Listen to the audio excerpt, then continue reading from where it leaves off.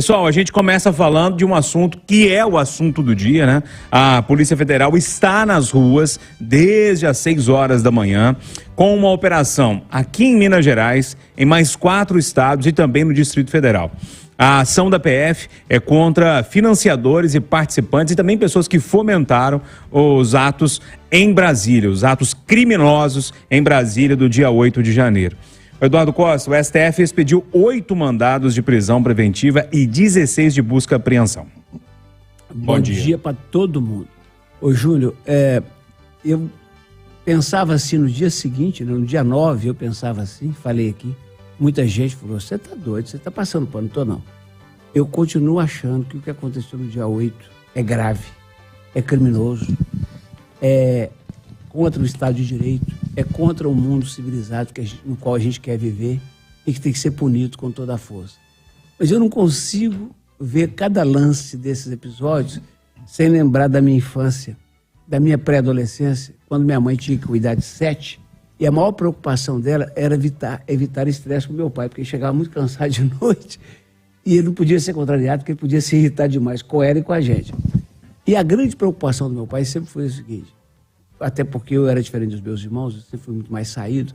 Esse menino não tem jeito, conversa demais, com esse cabelo dele esquisito, todo esquisito. Com essa o cabelo grande, Dan? Eu tinha black power, feio pra caramba. E eu era meio mais prejudicado que sou hoje. E ele falava o seguinte, e esse menino com essa companheirada, que eu sempre jogava futebol de VAR, tá na rua, sempre na rua. Eu fico olhando para isso, Júnior. Atenção, e ouvinte Itatiaia, eu não quero passar pano, eu não estou aqui para isso. Acho que todos têm que ser punidos. Mas eu acompanho manifestações de rua, Júnior, há 40 e tantos anos.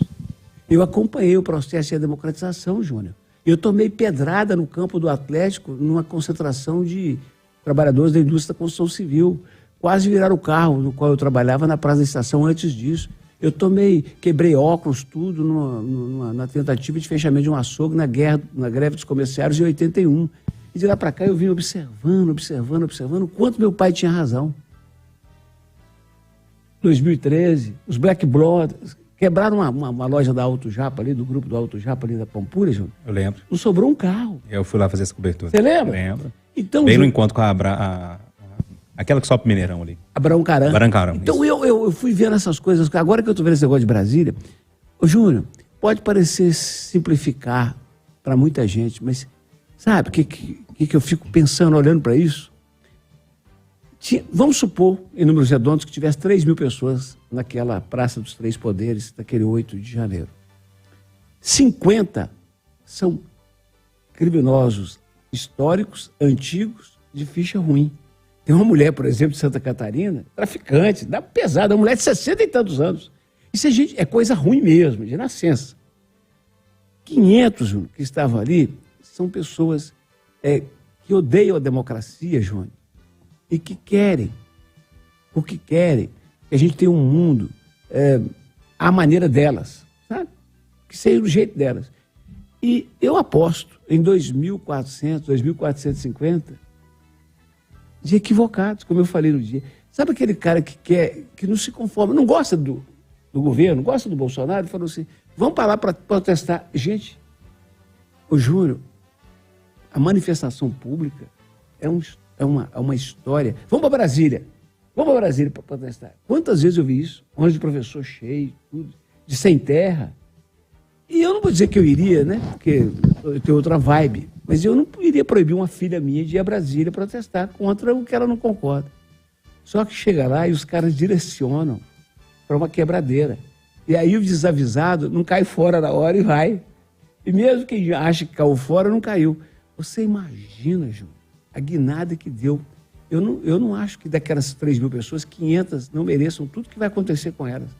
Eu fico olhando para as outras e quero aproveitar esse episódio que é inadmissível, que tem que dar para a história brasileira como um dia único, de mostrar para as pessoas que as coisas não funcionam do jeito que elas querem, tem que funcionar do jeito que manda o mundo civilizado.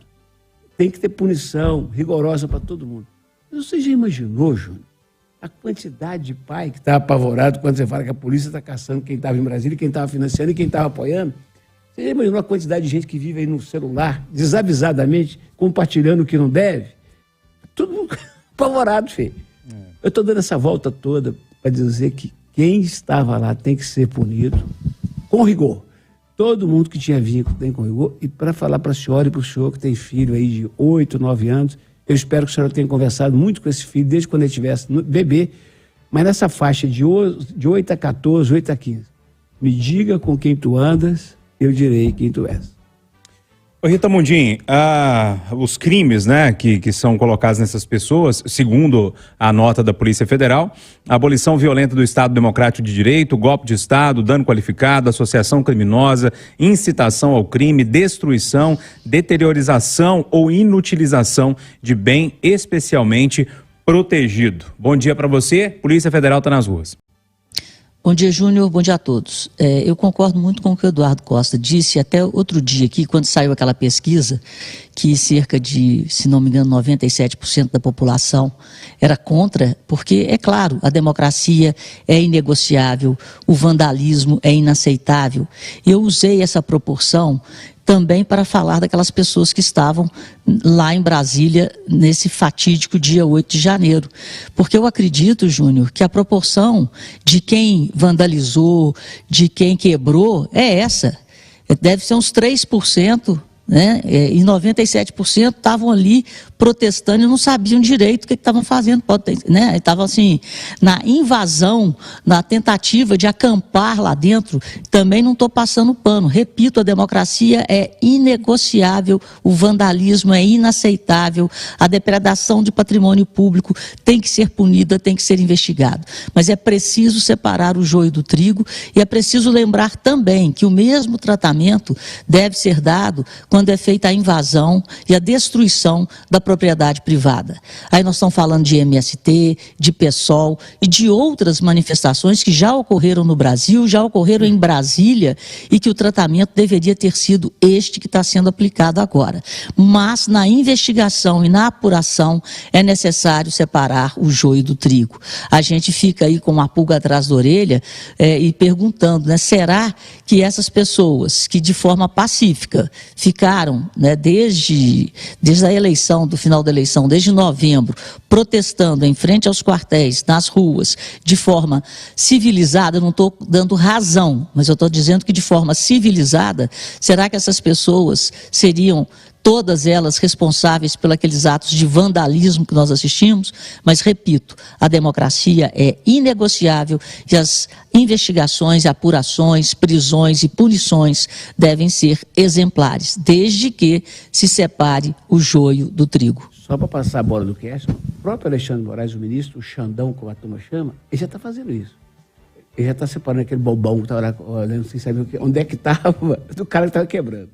Ô Ricardo, Rita e Eduardo concordam que, no sentido aí das questões que envolvem algumas pessoas, separar, eu acho que vamos no popular mesmo, separar o joio do trigo. E para você, bom dia. Bom dia, Júnior. Bom dia, amigos da Itatiaia. Olha, eu penso de forma muito diferente do Eduardo e da Rita. E eu consigo compreender um pouco a natureza do sentimento deles, porque é muito difícil a gente não olhar para essas pessoas lá e não desenvolver uma certa empatia com a situação. Outro dia saiu um levantamento, eu não vou me recordar dos números, mas mais da metade das pessoas que estão lá tem acima de 60 anos de idade.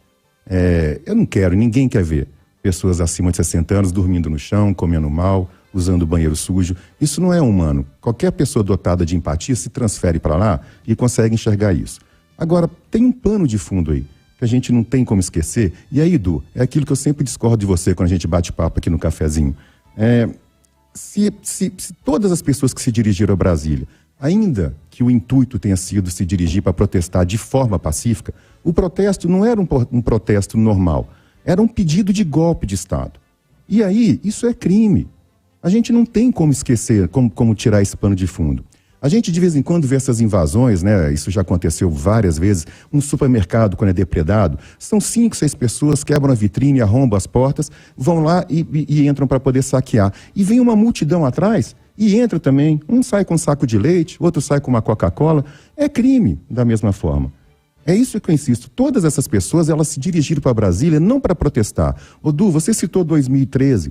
Em 2013, aquele quebra-quebra horroroso que teve em diversas cidades. Tudo aquilo foi criminoso sob o aspecto da depredação. Mas em hora nenhuma, nenhum daqueles manifestantes queria depor o governo, queria pedir um golpe de Estado. Por isso que eu insisto sempre nessa questão do pano de fundo. O que estava por trás disso?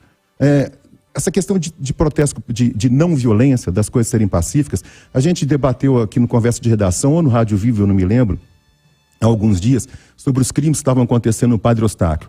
Pessoas que aproveitavam a ausência de outras nas casas, invadiam essas casas, roubavam as coisas e iam embora. Não tinha violência nenhuma. Elas entraram, não machucaram ninguém, não feriram ninguém, mas ainda assim elas estavam cometendo crime. De novo, todas aquelas pessoas foram a Brasília para cometer um crime, pedir golpe de Estado. E isso é inaceitável sob qualquer ótica. Para mim não dá para relativizar, ainda que eu sinta muita pena das pessoas que foram usadas, e aí eu concordo com você, Edu, como massa de manobra de pessoas verdadeiramente criminosas. Quer falar, Nu? Vai lá. Eu tô ansioso para esperar o tema 2, que eu vou fazer um link. Tá bom. Só para fechar esse assunto então, turma, a apuração do nosso Lucas Ragazzi, já há um preso aqui em Minas Gerais, dentro dessa operação da PF. O nome dele é Randolfo, é isso que a gente sabe até o momento, é da cidade de Antônio Dias no Vale do Aço, não é isso? Sim. Tá naquela região do Vale do Aço. Mas duas coisas para a gente virar essa página e entregar para o Eduardo para ele fazer esse link. Primeiro, essas 8 prisões me sugere, estou só sugerindo, e me parece que é por aí que a Polícia Federal está trabalhando, devem ser pessoas que realmente eram cabeças, porque são poucas prisões, né? Eram centenas de pessoas e poucas prisões nessa primeira fase dessa operação Lesa Pátria. E uma segunda questão, que aí é só para fechar mesmo, sempre quando eu passava na Rádio Gabalha e via aquele monte de gente ali na porta do quartel, da 4ª Região Militar, para mim era muito claro que aquelas pessoas haviam rompido com a realidade. E isso leva o que aconteceu lá, e a gente foi muito conivente com tudo que aconteceu.